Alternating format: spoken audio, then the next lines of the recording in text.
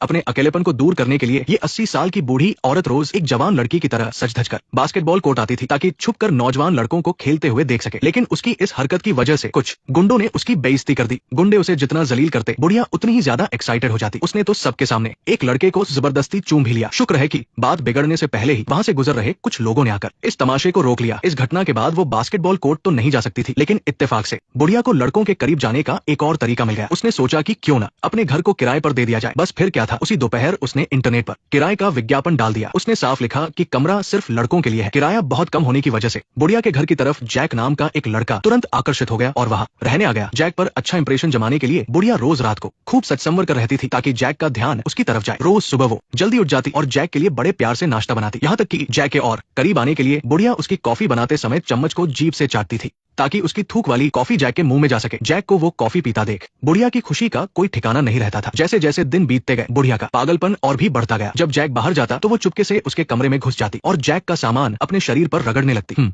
तुम क्या कर रही हो? क्या मैं तुम्हारी कोई मदद कर सकता हूँ? तुमने तो मुझे डरा ही दिया था, मैं बस कपड़े बदल रही थी। क्या तुम रोज ऐसा करते हो? बिल्कुल, तुम्हें ऐसा करने की जरूरत नहीं है। कोई बात नहीं। क्या तुम कुछ भूल गए हो? हाँ, मैंने देखा कि तुम स्पोर्ट्स पसंद करते हो, खासकर फुटबॉल। मुझे भी ये पसंद है। ये जगह बहुत अच्छी है। शुक्रिया। और कुछ जरूरी कागजात। मुझे लगता है कि तुम्हें खेलकूद का बहुत ज्यादा शौक है ना? तुम सच में बहुत फिट हो। मुझे तुम्हारे जैसे खिलाड़ी बहुत पसंद है। 1 मिनट में? ठीक है, माफ करना। शुक्रिया। 1000, 2000, 3000, 4000। क्या मैं भी तुम्हारे साथ खेल सकती हूँ? बिल्कुल नहीं। शुरुआत में जैक ने ज्यादा कुछ नहीं सोचा। उसे लगा कि बुढ़िया बस अच्छे स्वभाव की है। उसी दोपहर जिन गुंडों ने बुढ़िया की बेइज्जती की थी वो फिर से तमाशा करने आ गए और तभी जैक ने उन्हें देख लिया। उसने उन्हें बुढ़िया को परेशान न करने की चेतावनी दी, लेकिन वो उल्टा उसी से भिड़ गए। जब बर्दाश्त से बाहर हो गया तो जैक ने दोनों की जमकर धुनाई कर दी। अपने लिए जैक को लड़ते देख बुढ़िया उस पर पूरी तरह फिदा हो गई। उसे लगा कि जैक ही वो इंसान है जिसकी उसे तलाश थी। जैक के आने के बाद उसे अपने मरे हुए पति की कोई परवाह नहीं रही। उसी रात उसने अपने पति की अस्थियों के कलश को एक प्लास्टिक बैग में डाला और जमीन पर पटक कर कूड़ेदान में फेंक दिया। तभी अचानक जैक घर लौट आया। घबराहट में बुढ़िया जल्दी से अंधेरे में छुप गई। वहीं से उसने देखा कि जैक ने कूड़ेदान में एक कागज फेंका है। जैसे ही जैक ऊपर गया बुढ़िया तुरंत बाहर निकली और उसे ढूंढने लगी। उसे लगा कोई राज की बात होगी, लेकिन वो तो बस एक रेस्टोरेंट का बिल था। फिर भी बुढ़िया जैक की छुई हुई हर चीज को किसी खजाने की तरह संभाल कर रखती थी। उसने उसे बड़ी हिफाजत से एक किताब में रख लिया। जैक के साथ वक्त बिताते हुए बुढ़िया और भी ज्यादा बेबाक होने लगी। नहाते वक्त वो तौलिया भूलने का बहाना करके जैक को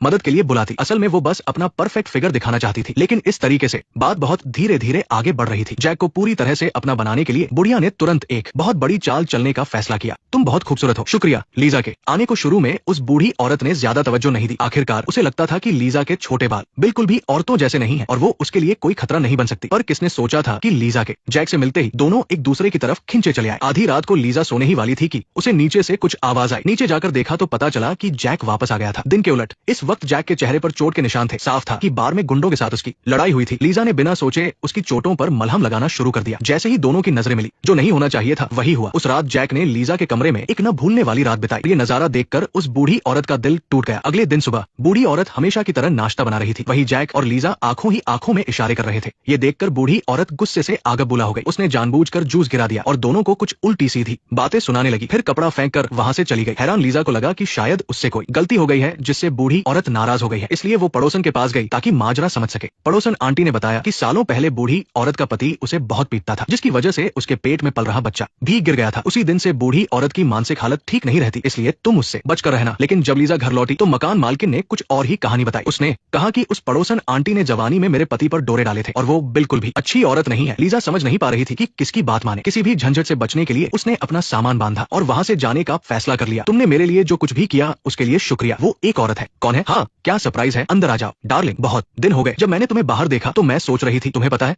अब पुरानी बातों को भूलने का वक्त आ गया है, तो मैंने सोचा कि क्यों न तुम्हारी मदद करूं। जब से तुम आए हो मैं भूल ही गई हूं कि तुम कितने सुंदर हो। मुझे पता है कि तुम भी बहुत सुंदर हो। क्या तुम्हें पता है आज मैं तुम्हारी दोस्त से मिली? वो बहुत ही प्यारी लड़की है। वो कोई मेरी दोस्त नहीं है, मैं बस उसके साथ अच्छी तरह पेश आ रही थी। उसके बॉयफ्रेंड ने उसे निकाल दिया था। उसने उसे मारा, इसलिए वो चली गई। बस थोड़ा आराम कर लो। इस बीच हम सभी बहुत थक गए हैं। मुझे थोड़ा आराम चाहिए। मैं तुम्हारी मदद करती हूँ। मैं तुम्हारी मदद करूंगी। मैं तुम्हारी मदद करूंगी। मैं तुम्हारी मदद करूंगी। मैं तुम्हारी मदद करूंगी। मैं तुम्हारी मदद करूंगी। पुलिस के पहुंचने के बाद उसने फिर से दुखी होने का नाटक किया और शक से बच गई। उसे फूट फूट कर रोता देख जैक उसे दिलासा देने आगे बढ़ा। किसे पता था कि इसी बहाने वो बूढ़ी औरत जैक के गले लग जाएगी। लगता है इस खून का उसे अच्छा ही सिला मिला। बाद में उसने जैक को बताया कि लीजा ने हाल ही में कमरा खाली कर दिया है। वजह तो नहीं पता, लेकिन फोन पर उसकी बातें सुनकर लग रहा था कि वो अपने पति के पास वापस चली गई है। सच में ये पैंतरा काम कर गया। जैसे ही जैक को पता चला कि लीजा शादीशुदा है, उसने फिर कभी उससे बात नहीं की। अब घर में सिर्फ वो दोनों बचे थे। जैक के दिल में जगह बनाने के लिए अगले ही दिन बूढ़ी औरत बिना देरी किए अस्पताल गई और नींद न आने का बहाना बनाकर कुछ नींद की गोलियां ले आई। फिर खाना खाते वक्त उसने चुपके से वो गोलियां शराब की बोतल में मिला दी। जैसे ही जैक ने शराब पी, उसे चक्कर आने लगे और वो डाइनिंग टेबल पर ही गिर पड़ा। मौका देखकर बूढ़ी औरत ने जैक को लिविंग रूम में खींचा और अपनी हवस पूरी की। अगले दिन जब जैक उठा तो उसके पूरे बदन में दर्द था और बहुत कमजोरी महसूस हो रही थी, लेकिन ऐसा क्यों था उसे समझ नहीं आ रहा था। दूसरी तरफ बूढ़ी औरत के चेहरे पर एक अजीब सी खुशी चमक रही थी, पर यह खुशी ज्यादा दिन नहीं टिकी। लीजा की एक चिट्ठी ने बूढ़ी औरत के सारे सपने चकनाचूर कर दिए जो उसने जैक को लिखी थी। उस चिट्ठी में लीजा ने लिखा था कि वो जैक को भुला नहीं पा रही है और उसके पास वापस आना चाहती है। अब उसे समझ आया कि मकान मालकिन ने झूठ बोला था। आखिरकार अगर लीजा ने ऐसा कहा है तो इसका मतलब उसकी शादी नहीं हुई थी। मालकिन ने झूठ क्यों बोला, वो इस पर ज्यादा दिमाग नहीं लगाना चाहता था, क्योंकि अब जैक सिर्फ लीजा के पास जाना चाहता था। ये देखकर मकान मालकिन भी तिल मिला गई। जब वो उसे पा नहीं सकती तो उसने उसे बर्बाद करने का सोच लिया। उसने अभी तक मेरे बारे में कुछ बुरा नहीं कहा है, वो प्रेग्नेंट है, वो एक बहुत प्यारा बच्चा होगा, मुझे बहुत दुख है, बच्चा इस दुनिया में बिना बाप के आएगा। इसके बाद मकान मालकिन ने पीछे के यार्ड में एक बड़ा गड्ढा खोदा और जैक की लाश को उसके सामान के साथ दफना दिया। ये सब करने के बाद उसने लीजा को एक चिट्ठी लिखी जिसमें उसने झूठ बोला कि वो कुछ दिनों के लिए ट्रिप पर जा रही है और उसे घर का ख्याल रखने के लिए बुलाया। चिट्ठी मिलते ही लीजा ने उसे सच मान लिया और उसी दिन टैक्सी लेकर वहां पहुंच गई। जब उसने जैक के बारे में पूछा तो बूढ़ी औरत ने कहा कि जैक किसी काम से बाहर गया है और शाम तक लौट आएगा, फिर तुम लोग जो चाहो कर सकते हो। लीजा उसकी बातों में इतनी आसानी से आ गई कि उसे जरा भी अंदाजा नहीं हुआ कि उसका प्यार उसी के पैरों के नीचे धीरे धीरे सड़ रहा है। यहाँ तक देखकर आप सब भी अंजाम समझ ही गए होंगे। बूढ़ी औरत का ट्रिप पर जाना तो एक बहाना था, असल मकसद तो किसी और को फंसाना था, क्योंकि उसके जाने के कुछ ही देर बाद उसने सबसे पहले पुलिस को फोन कर दिया। बेचारी लीजा, इतनी कम उम्र में उसे जेल की सलाखों के पीछे सजा काटनी पड़ेगी।